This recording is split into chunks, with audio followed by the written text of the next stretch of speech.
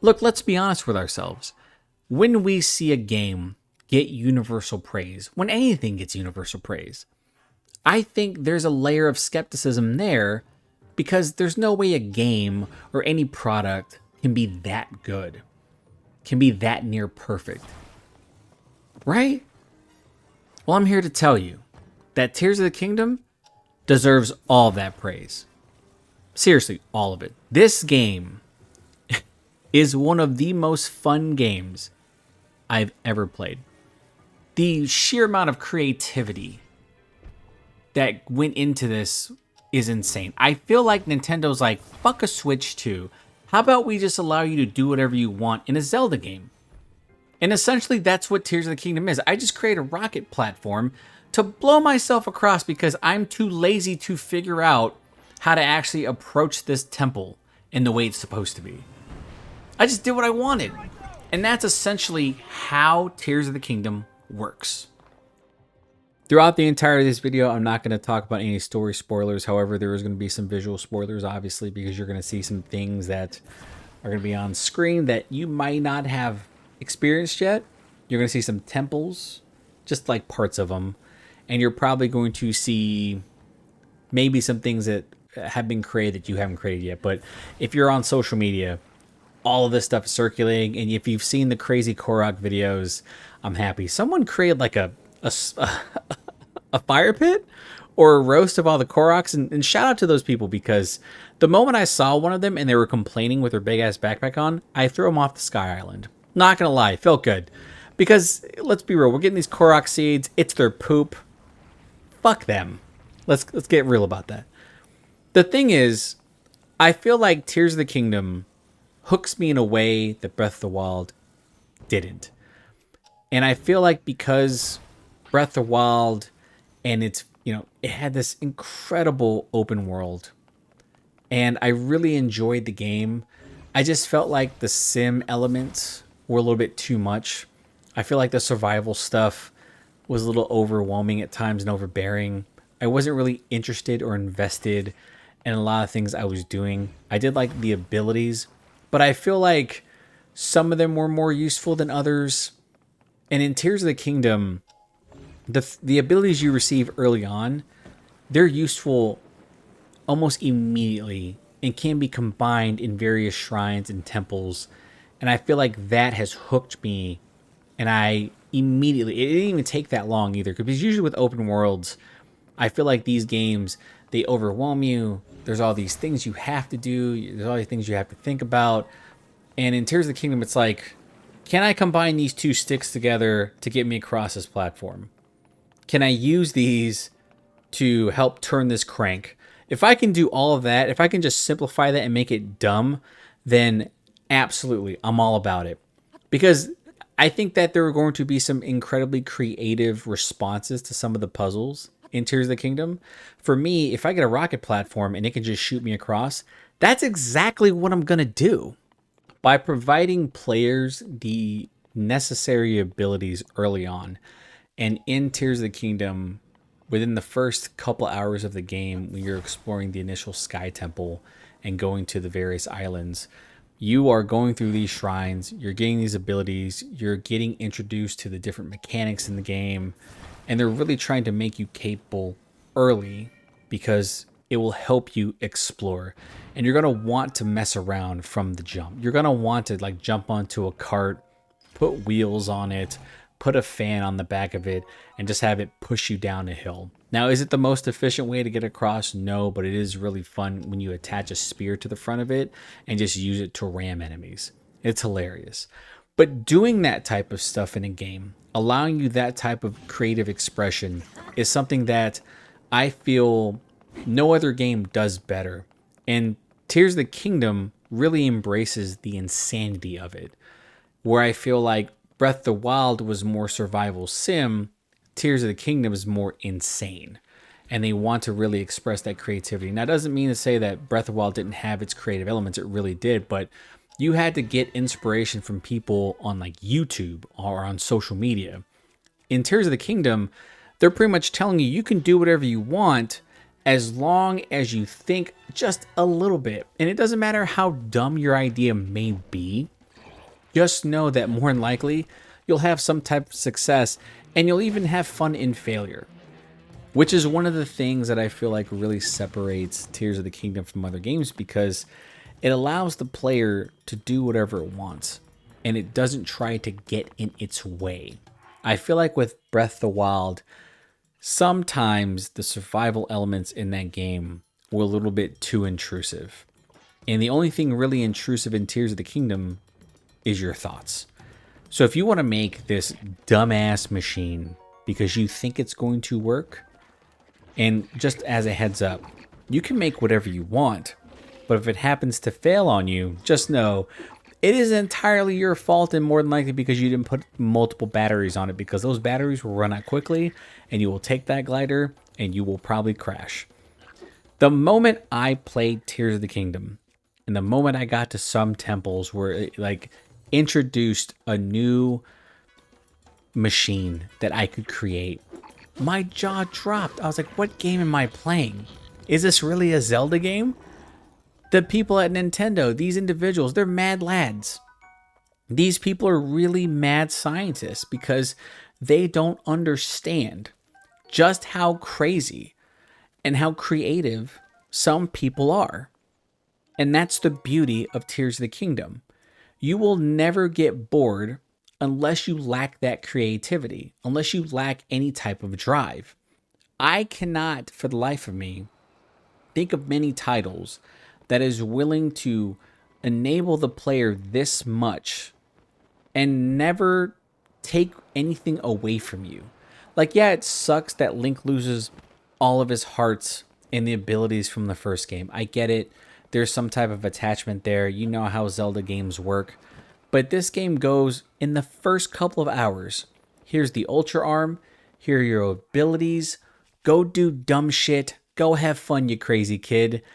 And it really wants you to be as open as possible. And I found that to me to be the most addicting thing about the game. Like, it didn't stop me. I always felt like there was going to be a wall somewhere. I always felt like there was going to be an enemy that was just going to one-shot me. And by the way, they still do. But I always felt like there was going to be an enemy that's going to stifle me. But then I was like, what if I can get above it? And I did. What if I can drive right through it? And you can. I mean, I've seen some crazy things on social media. I think someone created like this little flamethrower machine that was kind of insane. They were just drawing enemies toward it and it would just burn them all to death. I mean, the people who think about that are probably the individuals who created these Victorian era traps, which is kind of insane to me. And you probably have some torture dungeon shit, but listen, that's beside the point. Look, I'm just saying it's wild to me that Nintendo is able to follow up what is widely regarded as one of the greatest games of all time, a game that is heavily influential in regard to the open world genre, and make a more accessible and engaging sequel. And in my opinion, and I know that there are going to be some people who are going to call blasphemy on this, I love this game more. I do. I'm glad that the survival elements still exist in this game. I just don't feel they're as intrusive. There are parts in this game where I was like, I can get over that, right? If I just try hard enough, I can push over this. And that's exactly what I was doing. I was always looking for ways around. I feel like every time you have to get into one of these environments and something just like goes haywire, goes wrong, just go around it. It feels in a way like Death Stranding. I guess that's the best way I can describe it. All of the additions in this game make you want to be able to plot out your route. And being able to do that in Tears of the Kingdom is incredibly enjoyable. Because the tools that are there for you, especially as you progress through the game, especially as you complete temples, make things a lot easier. If you happen to be struggling about where to go first, what regional anomaly you should investigate, might I suggest you just follow Impa's instructions and head west. Primarily because if you head west and you go to the Wind Temple, you are going to be granted an ability upon completion that is going to make gliding far more fun and is going to help you greatly when you are exploring the Sky Islands. The gust ability that you get is so useful because the cooldown's pretty short, and just being able to propel yourself forward and being able to just get that nice push to reach an area that was originally out of reach is so much fun. I found it to be the best ability in the game. I use it in almost every shrine. I use it to solve so many puzzles in which, technically I'm supposed to utilize certain things they put in front of me. Like I was in a lava puzzle. They put all this stuff in front of me. I was just stacking hydrants on top of each other and then jumping and gliding to the end. That's how I solved the puzzle. That's not how you're supposed to solve it, but that's how I did it. That's essentially like why I love this game so much. On that note, I am going to say this. I feel like the most challenging parts of this game are the temples and the puzzles. But beyond that, I really don't think this game is hard. I think that they give you so much that it really kind of trivializes a lot of the combat experiences because you do have summons and these characters do stick with you throughout the entirety of that combat section, and they will help you solve puzzles. They'll help you break down certain materials, that type of stuff. But when you have them out, I honestly thought it was like, we can only have out one at a time, but you can have two, maybe three. I haven't checked yet. But it's kind of mind-blowing about how I thought it was just ability only. No, they'll go chase enemies. They want that smoke. They will absolutely attack anyone on sight for you. And it's like they enjoy doing it. And I've had moments where I've been near death because Link still can't take a fucking hit. But I've had them come in the clutch and knock an enemy down. I'm just kind of like, holy shit, that's pretty badass. But it does feel a bit cheap. And I will say the one underwhelming thing about this game, even though I've had so much fun so far, is that the bosses at the temples are pretty easy. I think if you go in there fairly prepared, if you are fusing your weapons and making some of them really strong, saving up your strongest fusion for a boss, you're going to probably, I would say, 2 to 3 cycle them. See, I was kind of stunned about how easy some of the bosses were so far. They're not challenging in the slightest, which kind of brings me to my point about the combat in this game. I don't think I've played many action-adventure games where the combat feels secondary, and that's just how that feels in Tears of the Kingdom. That's probably going to disappoint some because I don't think there's been enough advancements in combat. There are added abilities, like I've said, but they kind of make some of the encounters really easy, but they haven't really changed much in terms of the things that you can do in combat. And I really feel like it's probably one of the things that I was hoping they'd put a little more emphasis in, but instead it's just serviceable. You might love it. I just feel like there could have been more. If you didn't like weapons degrading, you still won't like it here.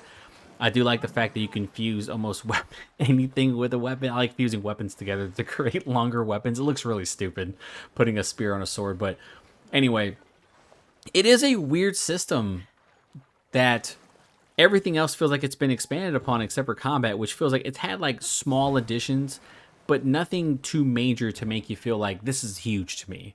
Well, I am only 15 hours in, so maybe that could change, but I feel like combat right now is probably, to me, the weakest part of this game, which is disappointing because I really like the combat in Breath of the Wild. I really like that challenge. I don't feel like that here because when you have these little summons rolling up on them, they aren't playing. Like I said, it's on sight. They want the smoke. They want to fight. They will absolutely throw themselves at enemies. And some of the weapons that they carry can knock down certain enemies pretty quickly, and you can just capitalize. So, depends on who you are, but that's probably, to me, the biggest flaw right now. With all that being said, I think Nintendo nailed it. I think that Nintendo has created probably one of the best sequels of all time, and just one of the best games of all time. This is a game that I feel should be talked about, and should be talked about highly. Primarily because none of this should work in a Zelda game. Think about it for a second. Not only are you building cars, you're building mechs, you're building jets, tanks, weapons of destruction, futuristic tools. It should not make sense in a world in which people are still traversing through minecarts and on horses. It shouldn't. But the story does a really good job from the beginning of the game of telling you, yeah, we have all this old tech and you're going to use it in your adventure. And you're like, cool, man, I get a glider. And then you go through the game and you're like, oh, I have a glider. Can I control these vehicles? And then you find out you can control the vehicles. You can steer. And not only that, but you can take one of your summons and have them be used as an explosive attachment. You can shoot them out like a cannon. So it makes traversing and combat so much fun and so much easier. And then on top of that, you then progress to see a jet. And you're like, hold on. I can put fans on the back of this glider, and I can put rockets, and I can steer it? Absolutely. Sign me up. Where do I go from here? That is the thing that blew my mind about this game. And here's the thing. I stopped questioning it. I just stopped questioning how any of this is possible in a Zelda game. I just ran with it because I was having so much fun. And that's the thing about Tears of the Kingdom.